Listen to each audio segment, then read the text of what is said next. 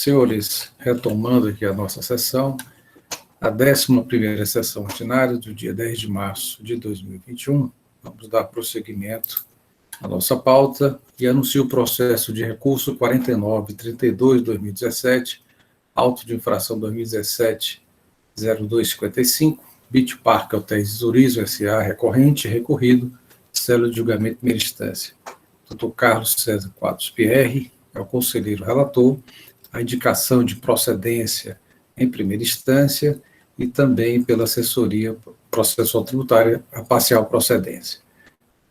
Para a sustentação oral, temos aqui a presença da doutora Sâmara Fernandes, acompanhando os trabalhos também, o senhor Bruno Lima, né, que é o estagiário, e já passo a palavra ao doutor Carlos César Quadros Pierre para início do relato.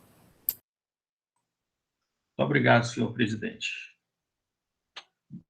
Já dei o bom dia a todos, mais bom dia, doutora Sâmara, seja muito bem-vinda agora, Sâmara, na qualidade de representante da parte. Caiu o meu sistema ou caiu o sistema de todo mundo? Então, voltou. Tá, agora, porque de repente sumiu todo mundo aqui da minha tela. Bom, o auto de infração em comento trata de crédito indevido da entrada de mercadoria isenta não tributada em regime de substituição tributária. O fiscal alega que a empresa lançou em sua apuração mensal valor de crédito CMS, certo? Em outros créditos, em desacordo com a legislação fiscal do Estado do Ceará, no valor de 194 mil. Essa é uma série de considerações, afirma, inclusive, que o contribuinte possui uma tributação simplificada na apuração do percentual de 3,5% sobre o total do faturamento bruto. Certo? Essa é uma fundamental. Basicamente, a alegação é essa. O contribuinte, quando ele vem, ele diz o seguinte, que como ele é, certo, participante desse regime, né, simplificado, o sistema não permitia que ele colocasse direto 3,5% sobre o faturamento. Então, ele colocava 17%, colocava um crédito, baixava para 3,5% e pagava o 3,5% de acordo com o regime dele. É isso que o contribuinte diz. E traz a documentação pertinente, a própria fiscalização já junta esses documentos, né? Essa, basicamente, é a alegação do contribuinte, o princípio da verdade material. Esse crédito ela foi lançado como o sistema não permitia que ele botasse direto 3,5%, ele botava 17%, botava um crédito para baixar para 3,5%, que era o regime simplificado dele, e aplicava 3,5% sobre o faturamento. Né? Então, ele pede que o auto seja julgado improcedente, né? E requer a realização de perícia técnica, se for o caso, para a improcedência da autuação. Certo? A julgadora de primeiro grau, só um momento, deixa eu passar aqui, que ele é um pouco extenso. O processo é um pouco extenso, que tem muita juntada de documentos, inclusive pelo contribuinte, pelo Beach Park, né? Ele junta toda a documentação e a apuração do ICMS dele. O julgamento de primeiro grau, ele mantém o lançamento, né? Entende que não há necessidade de perícia, porque o contribuinte não nega que colocou esses créditos, né? Que todos os dados já estão presentes, entende que não há necessidade dessa perícia, não haveria outro indicador a ser apresentado, documento fiscal ou qualquer outra coisa, né? E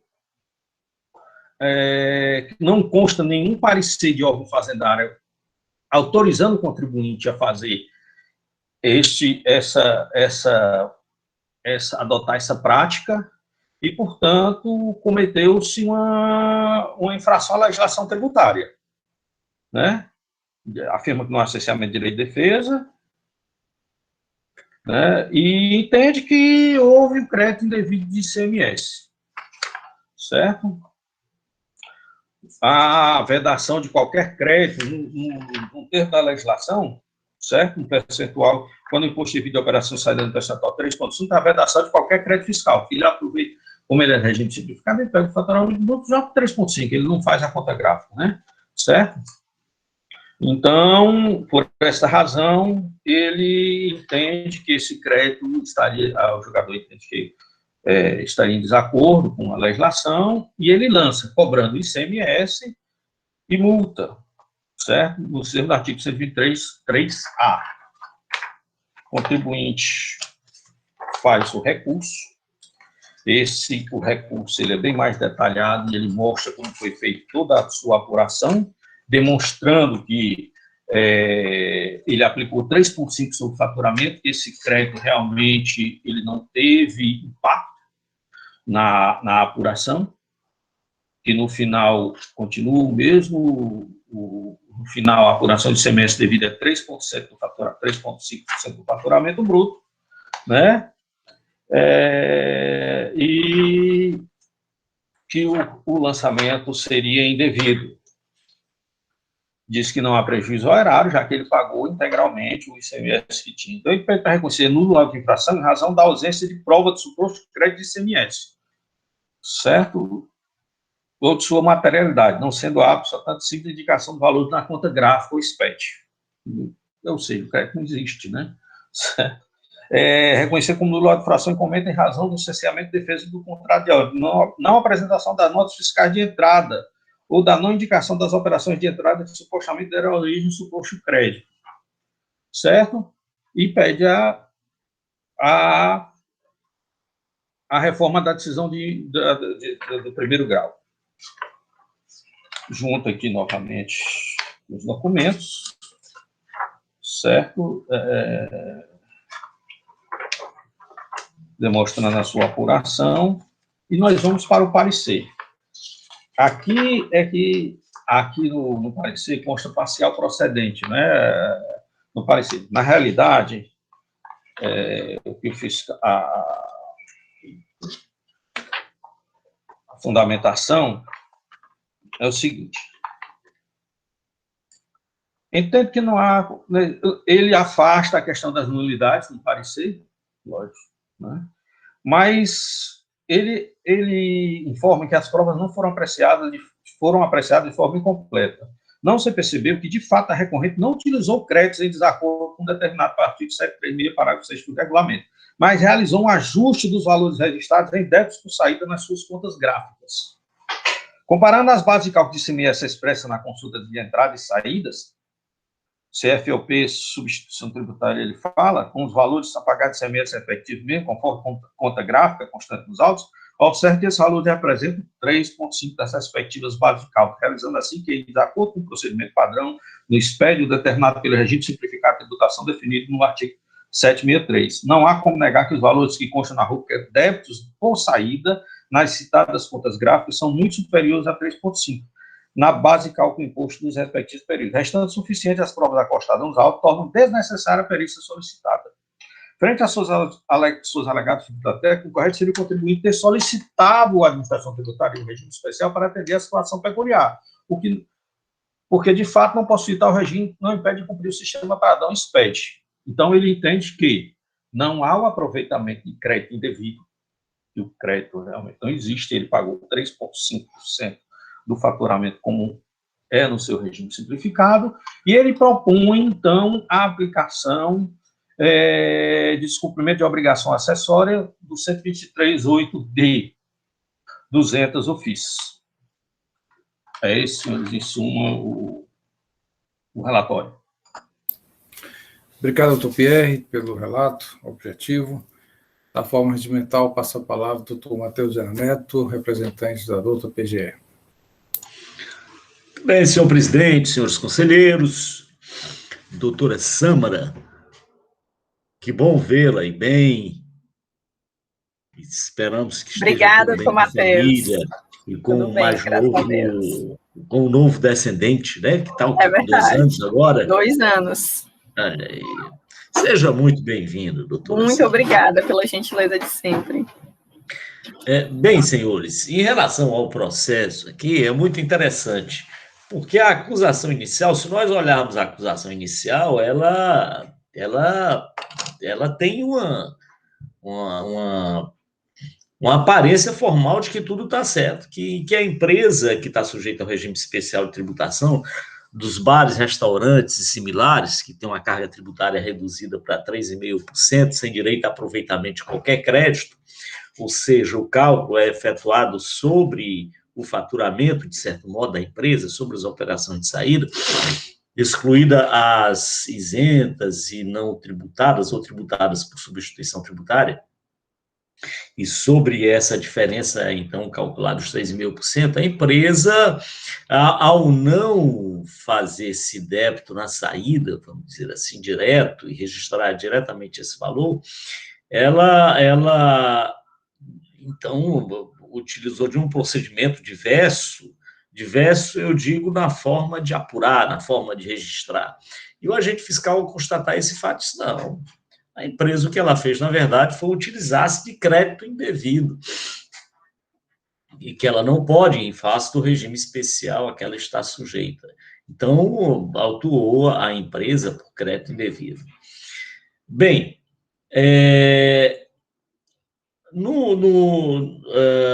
na análise feita pelo julgador singular, ele mantém a autuação, diz que houve efetivamente o procedimento dessa forma. No entanto, ao fazer a análise das operações realizadas pela empresa, verifica-se, e o consultor confirma isso, verifica-se que, na realidade, o que ela utilizou foi de um procedimento interno, lá na sua escrita, na sua apuração, para que, através de cálculos e tal, chegasse ao resultado final dos 3,5%. Por alguma razão, o sistema que ela utilizava, que era o SPED, ainda não permitia, ou não sei se até hoje permite, e aí não permite até hoje, não permitia que o débito fosse feito com base nessa alíquota de 3,5% sobre o valor das saídas.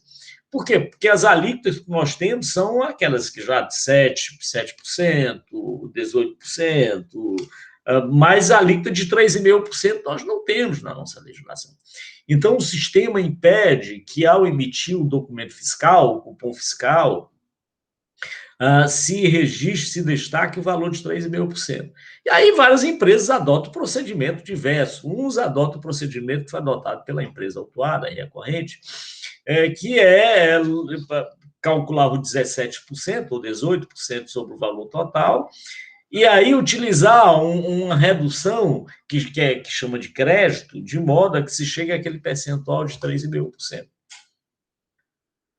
Então, esse procedimento está previsto na legislação? Realmente não está previsto na legislação. Há necessidade de que isso seja regulamentado? Há necessidade de regulamentação. Mas, no entanto, o comportamento, esse comportamento que não está de acordo com a legislação, é até... Eu não deixo de dizer que fico até um pouco... como é que eu diria, um pouco, não diria constrangido, mas a empresa não adotou o comportamento previsto na legislação, em razão pela qual deve ser sancionada. E sancionado o quê? Descumprimento de outras obrigações acessórias, que me parece que foi exatamente isso que sugeriu a consultoria tributária. Quanto ao descumprimento da obrigação principal, efetivamente não ocorreu. O recolhimento que foi realizado, e isso foi verificado, corresponde aos 3,5% que é devido na saída. Portanto, quanto ao ICMS, não há que se falar. Houve descumprimento de obrigação tributária acessória, houve descumprimento. E aí é por isso que eu digo que fica um pouco até para a aplicação de descumprimento de obrigação tributária acessória, porque falta, quando essa legislação do regime especial ela foi elaborada, e a tecnologia foi modificando a apuração e faltou um ajuste na legislação a respeito desse procedimento. Então, houve descumprimento da obrigação, porque não foi feito da forma como deveria ser feito e tal. Imagine, então, eu fico imaginando que há uma possibilidade grande que outras empresas que estão nesse regime venham a ser autuadas por descumprir a obrigação tributária. Mas, quanto ao descumprimento da obrigação tributária principal, efetivamente não ocorreu. Houve o recolhimento à prova nos autos desse fato. Então, a Procuradoria, senhor presidente, sem maiores delongas, com essas considerações, diria até um pouco hesitantes a respeito do descumprimento da obrigação tributária acessória, se manifesta pela aplicação de uma penalidade, uma sanção, só para alertar o contribuinte de que ele tem que solicitar à Secretaria da Fazenda, se não está conseguindo realizar, não está conseguindo cumprir com as suas obrigações em decorrência das limitações técnicas, ela deve solicitar, a empresa deve solicitar à Cefaz uma orientação a respeito dessa matéria. Então, por esse fato é que a Procuradoria entende que deva ser, então, sancionada com o descumprimento da obrigação tributária acessória. É isso, senhor presidente. Obrigado, doutor Matheus e Ana. Então, da forma regimental, passo a palavra à doutora Sandra Fernandes para a sua manifestação. Bom dia, né, gente? Agora, formalmente falando, uma pena não ter sido a primeira do dia para acompanhar a oração, né, da Câmara, mas em relação a esse caso, como bem já apontou o doutor Pierre, e já fez as considerações do doutor Matheus, realmente se trata, né, de um suposto crédito indevido no período de 2012 e 2013 da empresa, certo?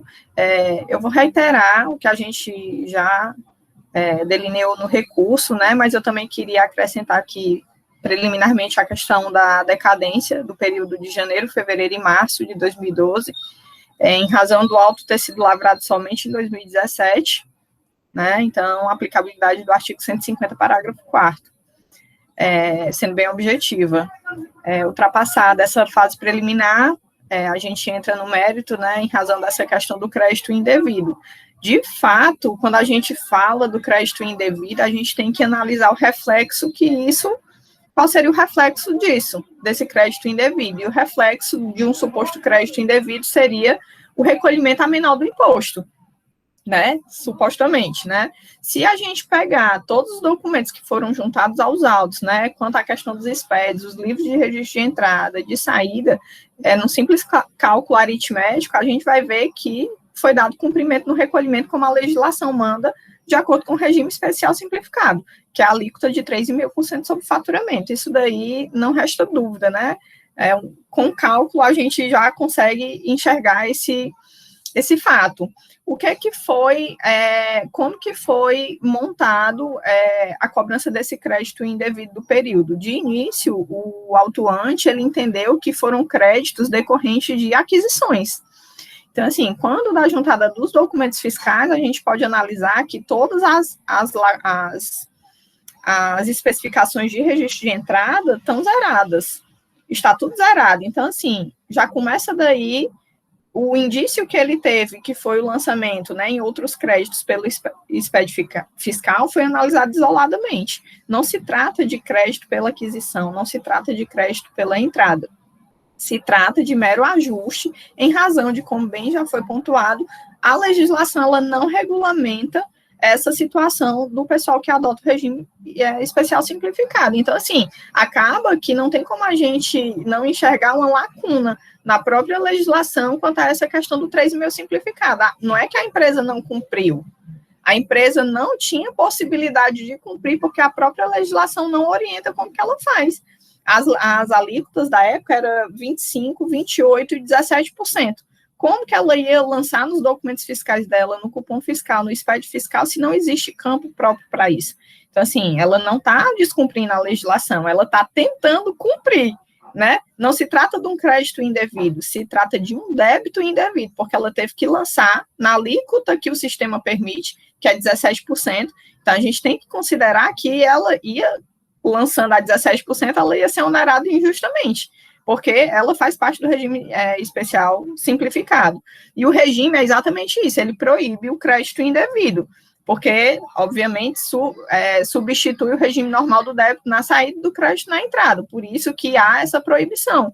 Mas ela não está descumprindo, ela não está se creditando indevidamente, ela está fazendo um ajuste, porque o sistema proíbe, não é que proíbe, ele não possibilita que ela cumpra conforme o regime que ela adotou, que é o de 3,5%. Até hoje, não existe essa regulamentação. Há a Sâmara, mas é uma falta de parametrização da empresa. Não é uma falta de parametrização da empresa. É uma falta de regulamentação, uma falta de orientação, uma falta de... O sistema não permite esse lançamento. Então, qual a opção que ela teria? Recolher a título de 17% ser onerado justamente? Não. Ela fez todo um ajuste e o autuante analisou o caso de uma maneira isolada. Se você pegar lá as informações do SPED, no campo de observação, vai ter a informação que ele é optante pelo regime especial, a alíquota de 3,5%, e o valor de outros créditos se refere a esse regime. Então, assim, quanto ao ponto, no mérito em si é isso, né? A gente reitera as nulidades em relação à falta de ausência de prova por se tratar de mero indício. Não houve juntada de notas fiscais de entrada para subsidiar a alegativa do autuante, que é crédito em decorrência de aquisições. E também, quanto ao parecer do reenquadramento, a gente entende que, quando dá possibilidade de se considerar um reenquadramento, na verdade, o que está se possibilitando aí é um novo lançamento por descumprimento de obrigação acessória. A começar pelo fato que na legislação não tem dizendo que ela tenha que adotar essa postura de ou pedir um regime especial, ou de pedir uma orientação da CEP. A legislação simplesmente é silente quanto a isso. Então, o que é que ela está descumprindo se a legislação não fala, não orienta? Ela não está descumprindo. A penalidade, ela é bem clara. Ela fala assim, o pedido de reenquadramento, né? Se vocês me permitem ler aqui o trecho. As infrações à legislação do ICMS sujeitam o infrator às seguintes penalidades, sem prejuízo do pagamento do imposto, quando for o caso. Outras faltas decorrentes do não cumprimento de formalidade previstas na legislação, para as quais não haja penalidade específica, mas não tem previsto na legislação. Como é que a gente está sendo penalizado por uma coisa que não existe na legislação? Então, assim, a gente entende que nem cabe o reenquadramento por não se tratar de ponto previsto na legislação, ou também pelo fato de que o reenquadramento está ensejando um aspecto material na origem do lançamento. A gente está o quê? A gente está refazendo um outro auto de infração como descumprimento de obrigação acessória. Então, assim, a gente entende que não cabe nenhum reenquadramento nessa situação. Então, reitero os pontos já delineados no recurso e todos os pontos levantados aqui na sustentação oral. É isso, senhor presidente. Obrigado, doutora Sâmara. Processo em discussão, senhores. Doutor Felipe Amaral, com a palavra. Senhor presidente, colegas conselheiros, doutor Matheus, doutora Samara, parabéns aí pela sustentação e pela defesa. Realmente, presidente, o que a gente verifica é que a autuação, né, os motivos que ensejaram a atuação do crédito indevido, eles não prosperam, né, conforme o doutor Matheus já, inclusive, se manifestou oralmente, né. Fica aqui realmente uma dúvida se simplesmente aplicarmos a sugestão no parecer de uma multa acessória, se seria possível, se não seria refazer o auto de infração. Mas, sem entrar nesse mérito, eu vejo aí nesse caso, e confirmado pelo doutor Matheus, a ausência de regulamentação específica, né, de como o contribuinte que tem esse regime diferenciado de 3.000%, como ele poderia proceder, né, porque o parecer, ele não diz como proceder, ele diz que deveria questionar, tal, mas ele não dá a solução, né, ele confirma que, na verdade, quer dizer que se ele pedir e não tiver resposta, tá ok, né, porque a resposta não existe. Então, quase que aqui, doutor Matheus, é um excludente de ilicitude, ausência de inexigibilidade de conduta diversa.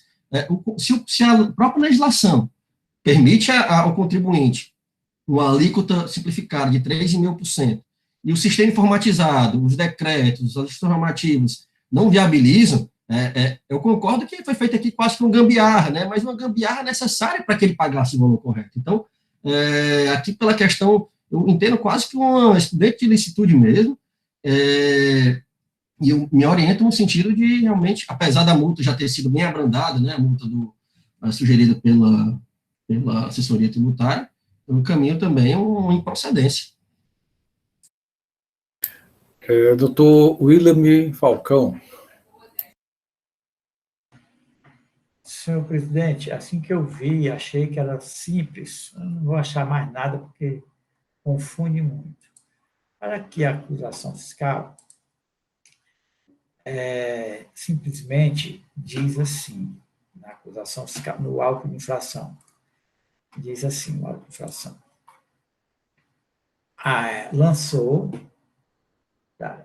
Lançou em sua aplicação mensal valores de crédito CMS em outros créditos, em desacordo com a legislação fiscal do Estado do Ceará. Outros créditos.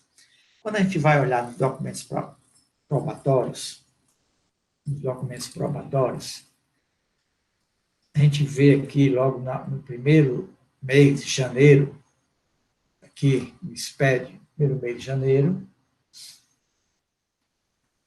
nós observamos que, no final, ele colocou outros créditos outros. Crédito referente ICMS a recolher sobre regime de bares e restaurantes. Crédito referente ao ICMS a recolher sobre regime de bares e restaurantes. Eu não entendi isso daí. O que, para mim, aclarou mais a situação foi quando eu vi o parecer dizendo assim, porque a legislação diz que ele não pode lançar crédito algum, né? Crédito algum. Pega o faturamento, 3,5%. E o parecer diz que esse crédito não teve nenhum, eu não vi um trabalho que foi feito com a empresa com esse crédito aqui, né? Porque, inclusive, mesmo sendo sobre esse regime especial, ele é obrigado a pagar a submissão tributária e o antecipado. Submissão tributária não pode dar o crédito, mas o antecipado pode gerar o crédito, mas até o antecipado, ele não, nenhum dos dois ele pode, nem tampouco o antecipado por conta dos 3,5%. E o parecer está dizendo que, independente de ter colocado no apuração, o fiscal pegou só esses valores de apuração, né? E somou e achou aquela diferença, e está cobrando esse imposto. Está aqui, lá no meio, outros créditos aqui na apuração e saldo ICMS a recolher, 3.643,74, janeiro. Mas esse crédito está colocado, sim, aqui no campo, está colocado, lá no SPET. Mas o parecerista está dizendo que, independente dele ter feito isso, ele recolheu os 3,5% acima do que era devido. Se tivesse abandonado tudo, pegado só o faturamento, né, feito a parte, e calculado os 3,5%, ele teria recolhido menos. Foi isso que eu entendi no parecer. Eu não sei o trabalho, como foi que ele chegou para ver isso, e agora também estou conseguindo aqui. Agora, o que eu estou observando é que esses outros créditos que o fiscal viu mês a mês e fez a soma e jogou lá na inflação cobrando, ele está aqui colocado no SPED, na SD, feito o débito e o crédito, e o ICMS a recolher 3.643,74.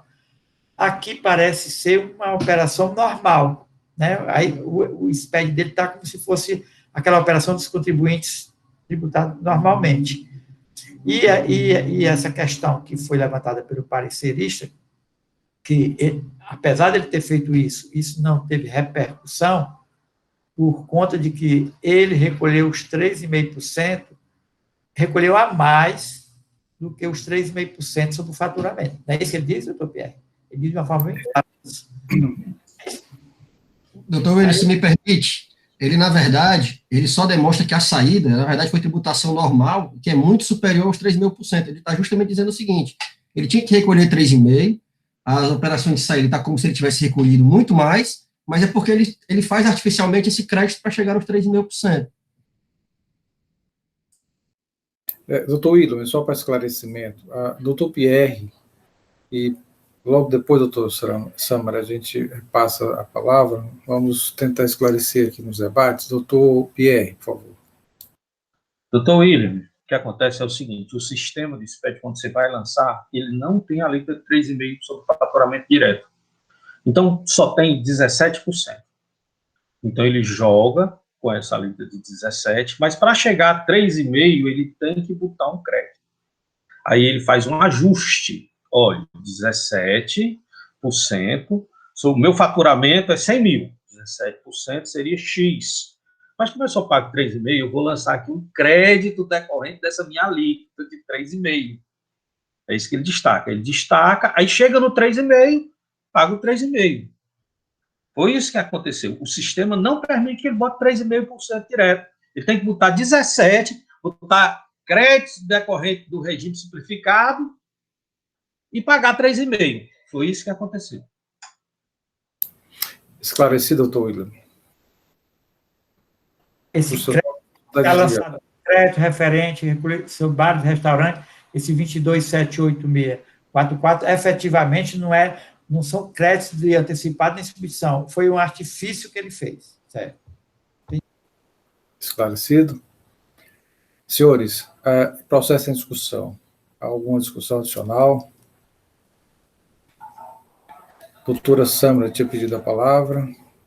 Não, era só realmente para pontuar o que o Pierre já bem pontuou, mas se vocês tiverem acesso ao arquivo dos memoriais que a gente passou, se tiverem aí possibilidade de abrir, a gente faz exatamente o paralelo da composição da alíquota de 17%, que é a única que é permitida pelo sistema, ao cálculo dos 3,5%, que é exatamente o valor que foi recolhido, e a diferença que dá entre uma e outra é exatamente o cálculo que compôs a autuação fiscal. Vai dar exatamente o valor da autuação fiscal. Então, assim, quando a gente está falando aqui de crédito indevido, mas a gente tem que pensar no reflexo que isso dá, que é o crédito indevido é supostamente um recolhimento a menor, e o recolhimento a menor não existiu. Ele foi feito de acordo com o regime especial simplificado a título de 3,5%. A diferença encontrada na autuação é tão somente a diferença de alíquotas em razão do sistema não permitir. E essa observação que foi colocada no SPED foi uma tentativa da empresa demonstrar e fundamentar que ela é optante pelo regime especial, não tem nenhum outro aspecto além disso. É só uma tentativa de minimizar, né, a falta de orientação da legislação nesse ponto. Obrigado, doutora Sâmara. Doutor Matheus Viana, ainda quer se manifestar? Não, senhor presidente, eu estou satisfeito já. Parece que o caso, e acho que todos os colegas também já têm uma posição a respeito da matéria, o caso é ter julgamento. É isso. Obrigado, senhores, senhoras. Doutor Pierre, nós temos aqui uma preliminar de nulidade por ausência de provas e também cessamento do direito de defesa, e também um período, né, de decadência invocado de janeiro a março de 2012, o 150 para o 4 CTN. Então, essas preliminares, o senhor quer se manifestar? Presidente, eu afasto as arguições de nulidade, que eu entendo nesse caso, quando o fiscal utilizou o próprio SPED do contribuinte, ele não tinha que juntar a nota de entrada. O contribuinte diz lá que tem um crédito, ele entendeu que não era devido, não tem essa nulidade. Eu acredito também que não há nenhum cesseamento de direito de defesa, tanto é que a defesa foi muito bem feita, né? Eu afasto essas nulidades. Com relação à decadência, presidente, assim, se estivesse presente no caso, certo? ICMS e tudo mais, mas eu entendo, assim, que, primeiro, que é pela improcedência. No máximo seria, no caso, um descumprimento de obrigação acessória, que aí vai por um 731, certo? Então, assim, votar decadência, fica até... Como é que eu vou dizer que tem decadência se eu acho que não tem ICMS a ser cobrado? Eu não quero... Nós não podemos simplesmente botar o mérito e deixar de apreciar as questões preliminares em razão do mérito, presidente. Porque eu nunca digo isso aí. Bom, senhores, com relação à nulidade, é um pedido formal, né? Essa questão está nos autos, o recurso, onde é pedido a nulidade por ausência de prova, cessamento de direito de defesa. Em sessão, a doutora Sâmara arguiu a decadência de janeiro a março, mas acredito que o resultado final, né, de mérito, ou parcial ou improcedente, a decadência ela acaba sendo, não tendo nenhum efeito, né, já que, pelo menos, as discussões estão nesse sentido, né, de parcial. Se for por obrigação acessória, aí vai para o 731, não tem decadência. Perfeito. Alguma discussão adicional, senhores? Com relação à nulidade, desculpe, com relação à nulidade, algum voto em sentido contrário? E com relação ao mérito, doutor Pierre, como vota? Bom, com relação ao mérito, talvez suscite alguns debates. Eu entendo que o contribuinte não descumpriu nenhuma obrigação acessória. Qual seria? Segundo o parecer, é porque ele não requereu um parecer para o Estado. Ele tem essa obrigação de requerer o parecer para o Estado, certo? Eu entendo que não. Essa prática é uma prática reiterada, certo? O artigo 146, inclusive, fala da questão da mudança de critério jurídico, entendeu? Esse é um critério jurídico adotado, eu acredito que todos estejam. Até agora eu não vi nenhum pedir. E a própria jurisprudência, que é o caso aqui, irá dizer, porque na realidade eu não vejo nem como um contribuinte fazer de outra forma. Teria que haver uma modificação no SPED, não poderia nem orientar ele a fazer de outra forma. Teria que mudar o sistema para colocar ali para 3,5. E isso não é obrigação do contribuinte chegar e pedir para que legisle e coloque no sistema. Ele não tem essa obrigação que ele descumpriu. Então, eu entendo que não há sequer descumprimento de obrigação acessória, o auto é simplesmente improcedência. Obrigado, doutor Pierre. Vamos seguir aqui a ordem de votação. Doutor William Falcão, como vota? Mesmo raciocínio, doutor Pierre. Aí, a questão não é crédito indevido, é de crédito indevido. E o parecer sugere, assim, como se fosse um descumprimento de uma obrigação acessória, que aquele crédito indevido não tem a penalidade específica. É meio confuso isso aí. Então, eu prefiro acompanhar o voto pela improcedência. Doutora Helena, como vota? Eu também acompanho o relator pela improcedência. Doutora Mônica? Senhor presidente, nos termos do parecer. A aplicação do 123.8D. Doutor Pedro Jorge? Presidente, eu acompanho o relator pela improcedência. Doutor Felipe? Acompanho o relator, presidente. Então, senhores, esta Câmara, por maioria de votos, né, unanimidade, afasta a preliminar nulidade por ausência de prova, cessamento de defesa, e no mérito, conhece do recurso, dar-lhe provimento, e aqui por maioria de votos, para julgar improcedente, né, modificar a decisão de primeira instância, julgar improcedente o feito fiscal, os termos do voto conceder o relator, contrário à manifestação do parecer da doutora Procuradoria, também voto contrário da doutora Mônica Castelo, que acompanhou o parecer. Esta decisão, agradeço a participação da doutora Sandra, aqui presente conosco. Eu que agradeço a atenção de sempre da equipe. Obrigada aí pela acolhida, pelos debates. Tá joia. Bom dia. Senhores, vamos dar então prosseguimento à nossa sessão. Temos processos aqui da nossa pauta, o terceiro processo da pauta, Icavel, Iguatu Cavalcante Veículos Limitada. Processo 6212-2017, auto-infração 2017-16306, que é recorrente de Icavel, recorrido, sério julgamento de primeira instância. Doutor Pedro Jorge é o conselheiro relator. A indicação de procedência em primeira instância e também pela assessoria processual tributária. E no dia 16 de dezembro de 2020, o doutor William Falcão de Souza pediu vista do processo e agora retorna para um novo julgamento. Com a palavra, o doutor Pedro Jorge.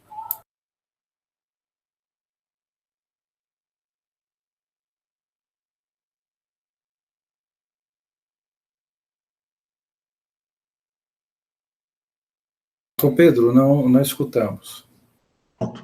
Bom dia, presidente. Bom dia a todos os conselheiros, doutora Helena, doutora Mônica, doutor William, doutor Pierre, doutor Felipe, nossa secretária, doutora Evaneide, e nosso procurador, doutor Matheus Viana. Bom dia a todos aí, desejando sempre saúde. Hoje o que a gente pede mais é saúde, né, e tranquilidade, que a gente possa ter um resto aí de semana maravilhoso aí para todos. Então, vamos iniciar aqui a nossa a resolução da ICAVEL, né? Como o presidente já falou, esse processo ele já veio aqui e o doutor William pediu vistas, mas vamos fazer aqui o relato, um breve relato. Né? A presente demanda consiste no auto-infração lavrado para cobrança de ICMS no valor de R$ 19.700,68 e multa de R$ 34.765,92. Os termos são os seguintes: omissão de entrada de mercadoria decorrente de levantamento quantitativo de estoques de mercadoria através da análise dos arquivos eletrônicos da empresa nos exercícios 2012 e 2013. Foi constatada uma omissão de entrada de mercadoria sujeita à substituição tributária no montante de R$ 10.494,97 em 2012 e de R$ 105.391,42 em 2013. Motivo desse auto para o lançamento do ICMS devido e acréscimos legais.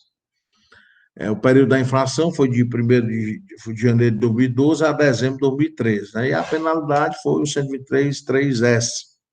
Segundo a autoridade autuante, foi possível verificar que ocorreu a emissão de documento fiscal de saída de mercadoria sem que houvesse estoque suficiente para suprir a tal saída naquele determinado momento, o que pressupõe a ocorrência de entrada de mercadoria desacobertada de documento fiscal.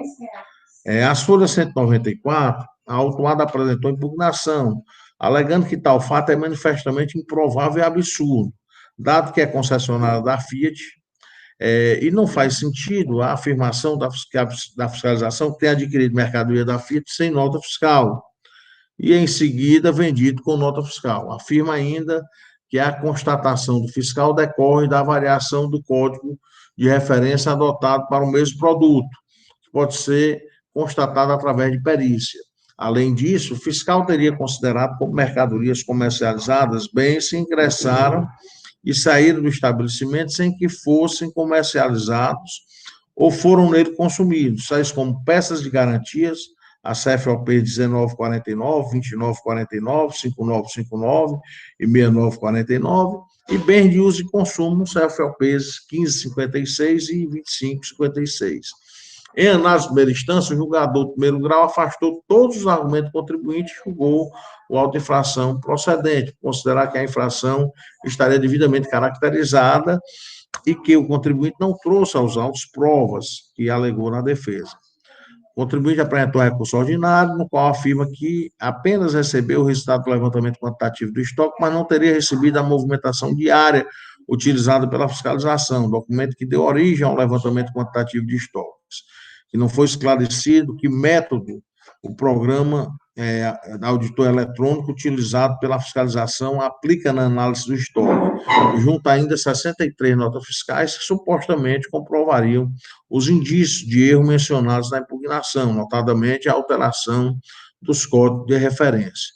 Analisando o caso, a assessoria processual tributária emitiu parecer no qual opinou pelo conhecimento do recurso, mas negou-lhe o provimento para considerar procedente a autuação, tendo em vista que a infração estaria perfeitamente caracterizada, bem como a metodologia utilizada seria adequada para comprovar o ilícito. Quanto ao método, ele entendeu que, no que se refere à alegação, que a constatação de eventuais diferenças decorreram tão somente de variações procedidas pela Fiat em código de produto, o que, de fato, poderia gerar inconsistências escriturais na movimentação de mercadorias. É importante ressaltar que as informações utilizadas na feitura do referido levantamento fiscal são importadas automaticamente dos arquivos SPED-FD, transmitidos pelo contribuinte do ICMS, inserido no sistema próprio que apura após o cruzamento das quantidades de entrada e saída e estoques, a existência ou não de diferença de estoque. Assim, se a diferença constatada pela fiscalização fosse decorrente de variações procedidas na codificação dos produtos, o mesmo produto apresentaria omissão de entrada e de saída no mesmo período, o que não ocorreu no caso em tela. Presidente, essa é o breve relato. Obrigado, doutor Pedro. Jorge, da forma regimental, passa a palavra ao doutor Matheus Viana. Senhor presidente, seus conselheiros, nosso digno relator, doutor Pedro Jorge Medeiros. bem objetivo, ele foi, e eu também serei bem objetivo. Trata-se de levantamento quantitativo de estoque. O que é que ele tem diferente, esse levantamento? Diário, ele é diário. Ele leva em consideração a movimentação dos produtos, a entrada e saída, estoque inicial e final, de forma diária. E esse levantamento de forma diária, é evidente que ele pode ter algum impacto no levantamento. Por quê? Porque a mercadoria, às vezes, e isso acontece, dependendo do tipo de contrato ou do tipo de sistema, a mercadoria que é adquirida ou deve ser recebida pela empresa, às vezes ela é registrada no sistema antes dela efetivamente entrar. E, às vezes, também essa mercadoria é vendida também pela empresa antes da mercadoria entrar. Interessante isso, né? Mas é como se fosse uma espécie de venda futura.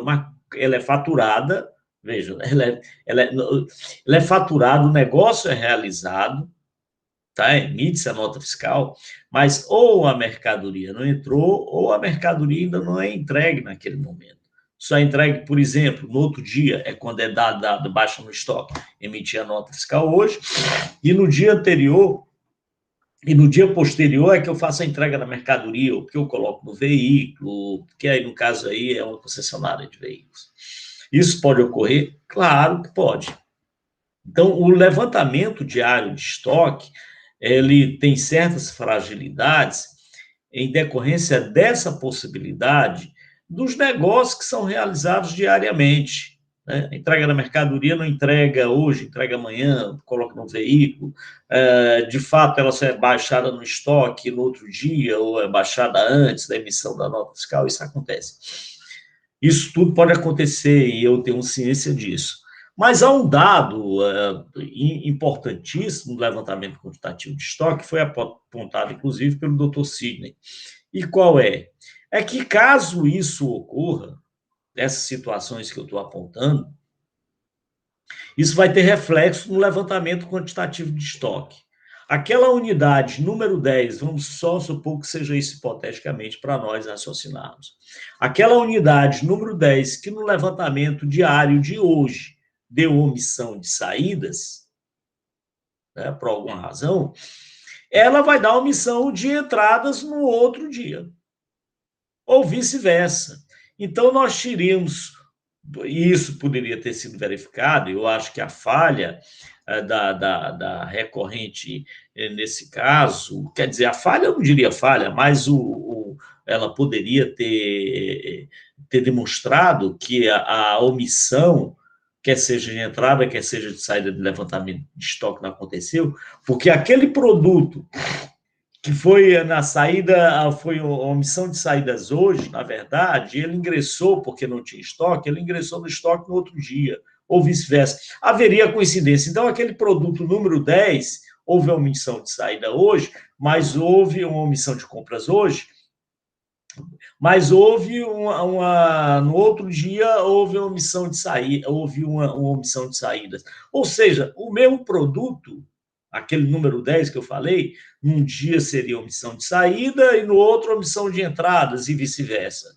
E aí bastava fazer esse comparativo e demonstrar, olha, o produto que está indicando como omissão de saídas, na verdade, ele está com uma omissão de entradas no dia seguinte. E com isso ele poderia fazer o batimento e dizer, olha, houve erro no levantamento, porque não foram considerados esses pequenos ajustes que são feitos diariamente, que é normal que aconteça numa empresa. A empresa emite a nota fiscal, não entrega o produto, é baixa no estoque no outro dia, ou vice-versa. Ele entrega o produto, mas a nota fiscal é emitida em outro momento, é faturada em outro momento. E isso poderia implicar nessas diferenças apontadas. Ocorre que a empresa não fez essa demonstração, me parece que era fundamental para afastar a acusação. Ou seja, não mostrou que o produto A hoje, que no dia X estava omitido a omissão de saída, no outro dia estava omissão de entradas e vice-versa. Se eu tivesse feito esse batimento, me parece que afastaria a acusação. Como a empresa não fez, todos os outros argumentos acabam se tornando, pelo menos na visão da Procuradoria, retórica, que com alguma razão, que tem lógica e tal, mas faltou, como eu disse, esse elemento probatório. Se o agente fiscal, no momento do levantamento, cometeu algum erro por conta desses fatores, isso poderia ser provado pelo contribuinte adotando essa conduta que acabei de apontar. Então, todos os outros argumentos utilizados acabam, que são lógicos e tal, mas acabam não sendo corroborados pela a situação fática apresentada, pelas provas apresentadas pela recorrente. Por essa razão, é que a Procuradoria entende que o caso, sim, é de procedência da acusação fiscal. É isso, senhor presidente. Obrigado, doutor Matheus. Eu cometi aqui um equívoco, que o doutor William Falcão tinha pedido vista do processo. Então, desculpe, doutor William, a sua palavra, as suas observações com relação ao pedido de vista. Pronto, senhor presidente. A dúvida aqui, pouca, e eu escrevi algumas palavras, até, inclusive me subsidiando no parecer, porque eu acho que qualquer um que lê a informação complementar, né, vai dizer assim, mas tem uma diferença do inventário, tem uma diferença da omissão de entrada, porque saiu mercadoria que não tinha na entrada, né? Quem vê a informação complementar vai notar isso. Mas o parecer, ele não é que explica, ele faz um quadrozinho que fica entendível para todos. Mas antes de chegar lá, vamos pelo início. O contribuinte, ele alega que a situação denunciada decorre de variação do código de referência adotado por o mesmo produto, o que poderá ser constatado mediante perícia. Ele não diz qual é, mas diz que pode ser constatado mediante perícia. Diz que a Fiat tem um código, ele coloca outro código. Outro argumento é que a omissão de entrada diz respeito às peças movimentadas no sistema de garantia de bem de uso e consumo do estabelecimento. Só omissão de entradas. Passa a ideia que se a peça está em garantia, ele não emite a nota, por isso que dá essa diferença. Aí a decisão foi pela procedência da acusação, rejeitou isso aí tudo. O contribuinte não apresentou nenhuma prova desses argumentos apresentados, realmente. No recurso extraordinário, ele alega o cerceamento de direito de defesa, no fundamento que o levantamento fiscal suporte do lançamento se trata de uma ferramenta cujos métodos e forma de apuração são absolutamente desconhecidos pelos contribuintes.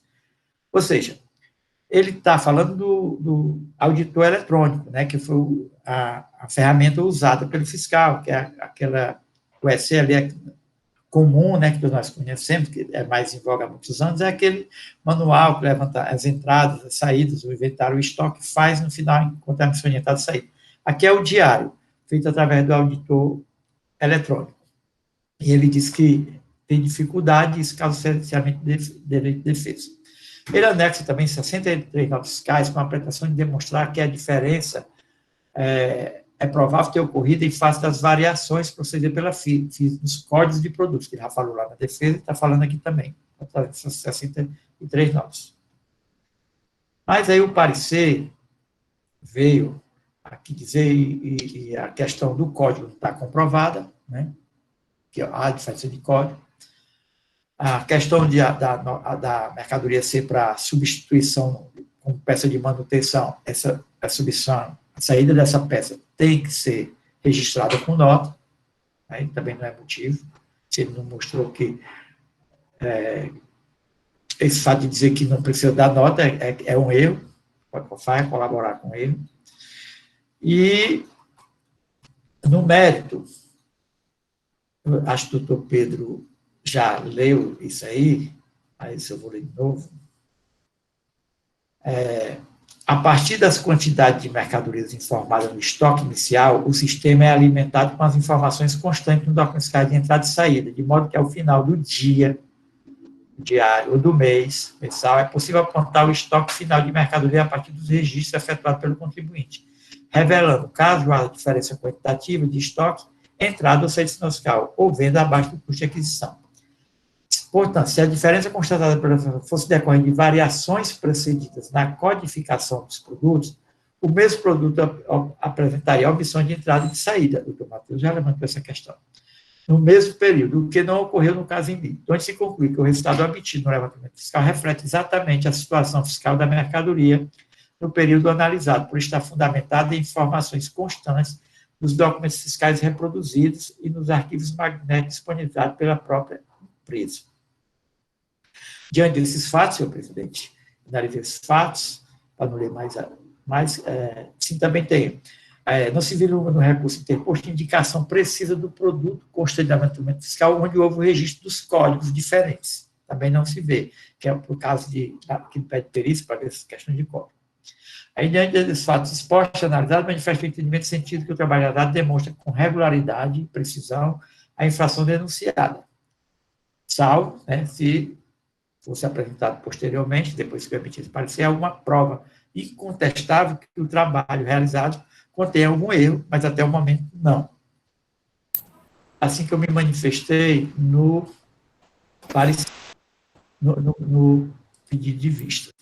Quanto à questão lá da base de cálculo, senhor presidente, o parecer lá no final, ele traz a base de cálculo assim.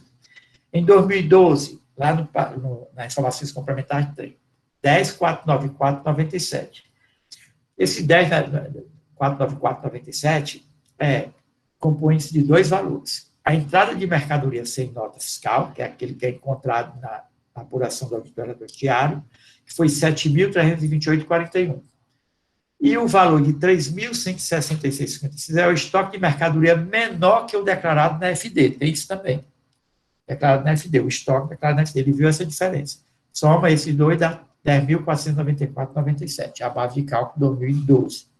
Em 2013, o valor da base de cálculo é 105.391,42, que 50.454,80 é a entrada de mercadoria sem nota, que foi encontrado no auditório eletrônico. E o estoque de mercadoria menor que o declarado na FD, que tem isso também, que é o estoque desacobertado na fiscal, é 54.454,80. Ou seja, a base de cálculo total dá 115.700 e alguma coisa. A gente somou aqui, mas é dessa forma. Esse é o meu ponto de vista, sempre, meus esclarecimentos. Obrigado, doutor William. Desculpe mais uma vez aí a inversão da ordem, mas foi esclarecedor, né? Processo em discussão, senhores. Alguma discussão? Bom, lembrando que é um pedido à parte de nulidade, processamento de defesa, e também uma perícia, mas sem indicar os códigos, né, as diferenças, conforme já mencionado o doutor William Falcão. Doutor Pedro Jorge, não havendo maiores discussões, entendo que já podemos votar.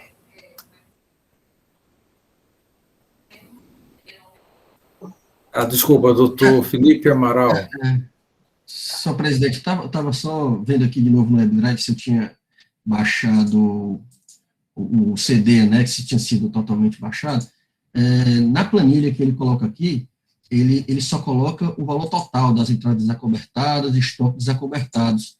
Tem algum canto a identificação dos produtos, doutor William ou doutor Pedro? Porque uma das coisas que ele coloca aqui no recurso é a falta, deixa eu ver aqui, é a falta desse levantamento das movimentações diárias, tal, tudo.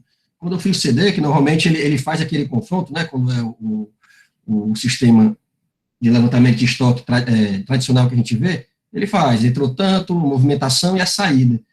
Aqui eu tentei verificar especificamente esses produtos e realmente não estava encontrando. Era só essa minha dúvida, porque ele chega a informar aqui que não há essa demonstração analítica. Doutor William chegou a analisar os pedidos? Tem o levantamento, está na página 680, abrindo, tem lá, óleo de motor. Esses aqui são os estoques desacobertados. Por isso que eu falei, tem estoque desacobertado, que está no estoque desacobertado, e tem aquele dia de entrada e saídas, né? O estoque da omissão de entrada e omissão de saída. Aqui, óleo de motor, o coletor de admissão, tem toda a mercadoria registrada aqui no estoque, no levantamento. O contribuinte reclama justamente disso, porque o que a gente o doutor Felipe fala aí. Você tem um produto, a linhazinha aqui no produto, inventário inicial, entradas, né? Saídas, inventário final, diferença. Bem prático. Esse daqui não. É uma coisa que o auditor eletrônico é feito diário. Por isso que, já vai na página 679 do eletrônico para fazer esse trabalho. É um trabalho pesado e por isso ele falou da dificuldade, mas está aqui. Dá para acompanhar, né? Tem que ter um contador, um perito lá para examinar isso aqui. Para nós. Ou seja, doutor William. Entradas desacobertadas, do lado aqui, se olhar a planilha, tem as entradas desacobertadas. Aqui não está desacobertado, aparece 0. Aqui está desacobertado, aparece a quantidade 1, 5, 1, 2. Geralmente são poucas quantidades. É porque o estoque é elevado de peças. Então, em resposta ao doutor Felipe Amaral, doutor William, há elementos que comprovam a acusação, detalhadamente, arquivos, até apuração diária, é isso? É diária, tá? Tem todo o sistema. Esclareceu a dúvida, doutor Felipe? São 681 páginas. Não é brincadeira. Obrigado, doutor William. Mais alguma discussão, senhores? Então, pergunta ao conselheiro relator como vota, lembrando que há um pedido de nulidade, processamento de defesa, porque os arquivos não tinham sido anexados. O doutor William pediu visto ao processo, verificou que, de fato, existe quase 700 páginas, né, de documentos com apuração.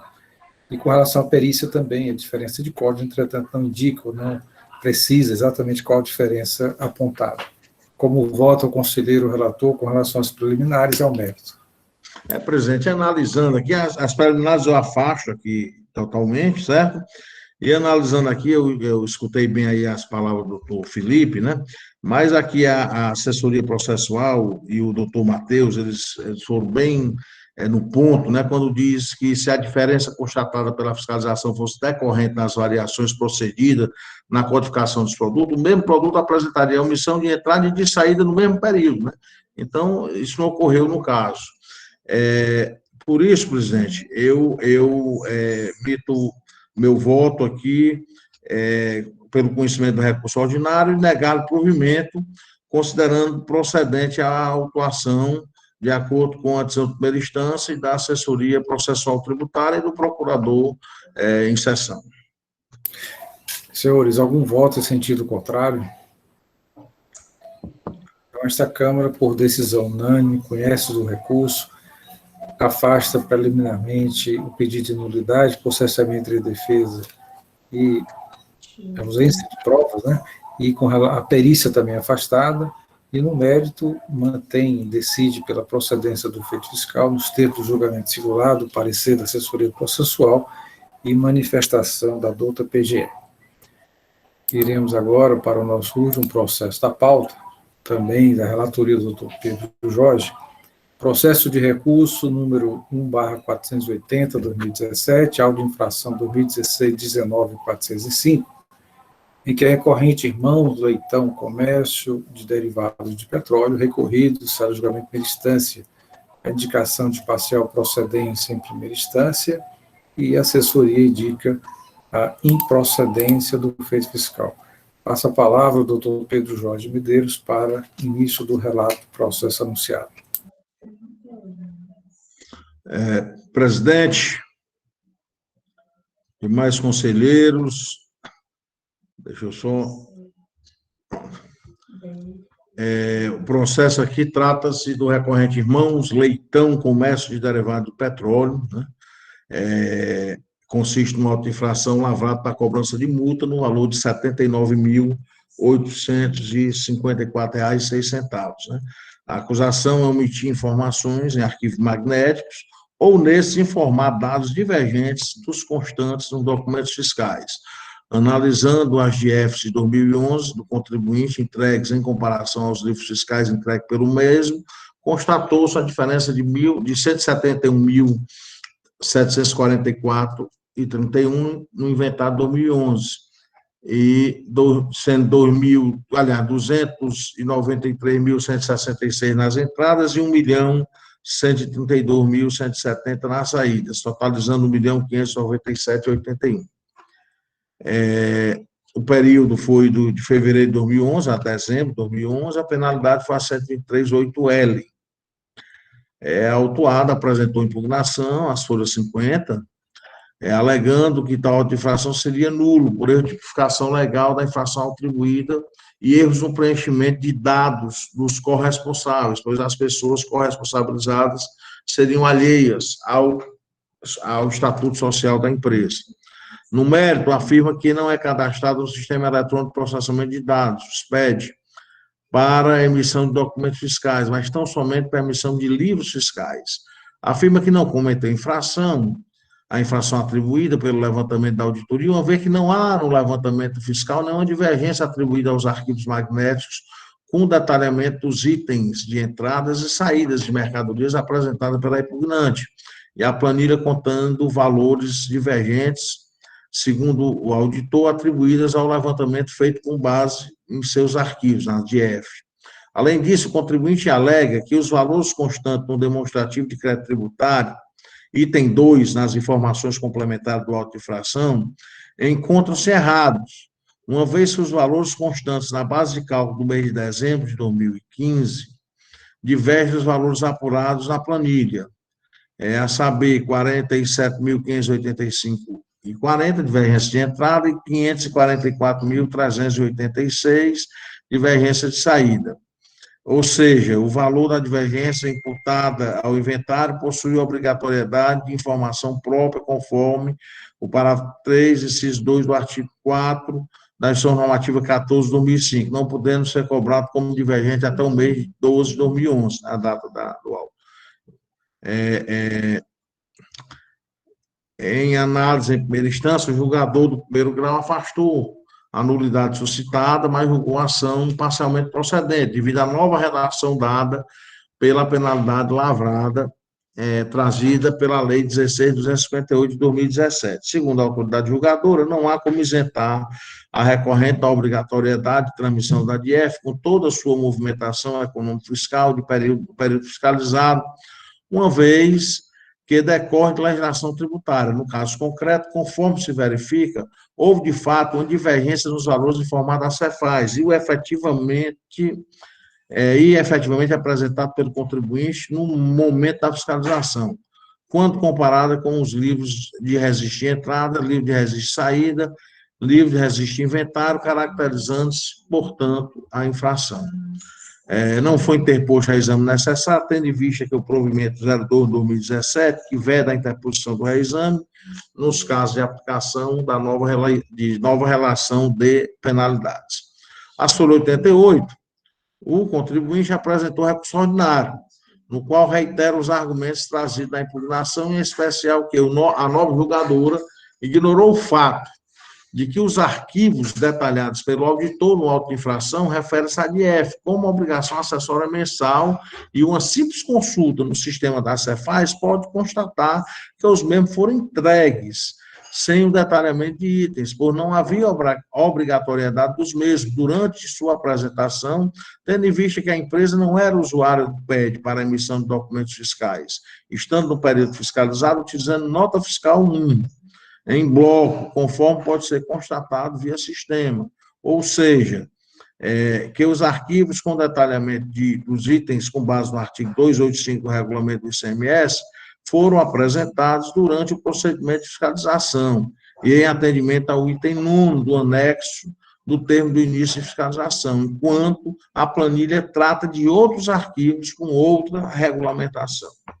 Isso foi para a assessoria processual tributária, e eles emitiram o parecer, no qual opinaram pelo conhecimento do recurso para considerar improcedente a autuação, tendo em vista que a acusação não se coaduna com a penalidade descrita no artigo 123.8L da Lei 12.670, onde o legislador qualifica a conduta ilícita quando houver irregularidade entre os arquivos magnéticos e os documentos fiscais do contribuinte. No presente caso, está bem claro nas informações complementares que o fiscal comparou a declaração de informações econômicas fiscais, o DIEF de exercício 2011, nas folhas 12 a 24, com o livro de apuração do contribuinte de exercício 2011, folhas 26 a 37. Presidente, esse é o relato de uma forma concisa e objetiva. Obrigado, doutor Pedro Jorge. Da forma regimental, passo a palavra ao doutor Matheus Viana. Senhor presidente, serei bem objetivo, até mais do que normalmente costumo ser, porque está vendo aqui ao lado aqui uma construção. Qual o objetivo da legislação ao estabelecer uma sanção para a diferença entre as informações prestadas na ADF e os documentos fiscais? O objetivo é exatamente fazer com que o contribuinte, quando fizer a escrituração, ele faça exatamente de acordo com os documentos fiscais que foram emitidos. Daí porque a sanção para aquela situação em que fica constatado que as informações indicadas nos livros fiscais são diversas dos documentos fiscais. Porque importantes são os documentos. Quer dizer, o livro, a escrituração, precisa retratar precisamente o que aconteceu, as operações. Ora, se for comparar só arquivos eletrônicos, ADF, com PD, com a ADF e outros, né, a escrituração fiscal digital com a ADF e tal, essa comparação, por simples, continua a incógnita. Quais foram as operações que foram efetivamente realizadas? Quais foram? Se eu comparei só arquivo magnético, ambos não podem estar errados, não. Tanto a ADF quanto a escrituração fiscal digital podem. Daí porque a necessidade de comparar documentos para verificar o que efetivamente ocorreu. Essa é a razão pela qual, me parece que de forma correta, a consultoria entendeu pela improcedência da acusação. Por quê? Porque não houve a comparação importante, a comparação necessária, que é entre o documento fiscal e o que foi registrado. Sem isso, eu continuo em dúvida, o agente fiscal continua em dúvida, o Estado continua em dúvida, eu não sei o que é que está correto, se é a ADF, por exemplo, repito, e a escrituração fiscal digital. Por tal razão que a Procuradoria entende que o caso, sim, senhor presidente, é de improcedência na acusação fiscal. É isso. Obrigado, doutor Matheus. Processo em discussão, senhores e senhoras. Alguma discussão? Não tendo discussão, então, como vota o doutor Pedro Jorge Medeiros, conselheiro relator. Presidente, é muito bom, porque é muito difícil o processo. Nessa Câmara, a gente não tem discussões no final, né? Então, eu vou, pelo conhecimento do recurso ordinário, considerando improcedente a autuação nos termos do voto, nos termos da assessoria processual tributária e do próprio procurador em sessão. Algum conselheiro vota sentido contrário, senhores? Eu não estou vendo aqui a imagem, nem do doutor William, nem da doutora Mônica. Senhores, concordam com a decisão? Concordo, senhor presidente.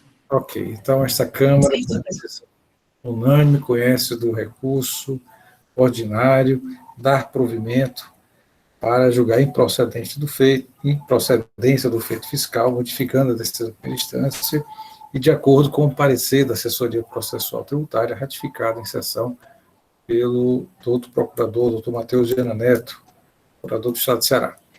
Esta decisão, e aqui as preliminares, o artigo 83, parágrafo 9 da Lei 15.614, elas não são apreciadas quando no mérito é favorável ao contribuinte. Esta é a decisão para o último processo. Assuntos gerais, algum assunto a ser tratado, senhores e senhoras, nesta sessão? Antes de encerrar, quero apenas lembrar aos senhores e já convocar para amanhã, nós teremos a 12ª sessão virtual ordinária, dia 11 de março de 2021, onde teremos 5 processos da empresa Dairy Partners Americas Brasil Limitada. Os 2 primeiros processos, a relatoria da doutora Mônica Maria Castelo, 3 na verdade, e os outros 2 processos, também da mesma empresa, relatoria do doutor William Falcão de Souza. Teremos aqui a sustentação oral do doutor Hugo Alves Bittencourt, que foi regularmente intimado, e amanhã às 8h30 estaremos aqui, se Deus quiser. Uma boa tarde a todos e até amanhã. Senhor presidente, senhores conselheiros, doutor Evaneide, João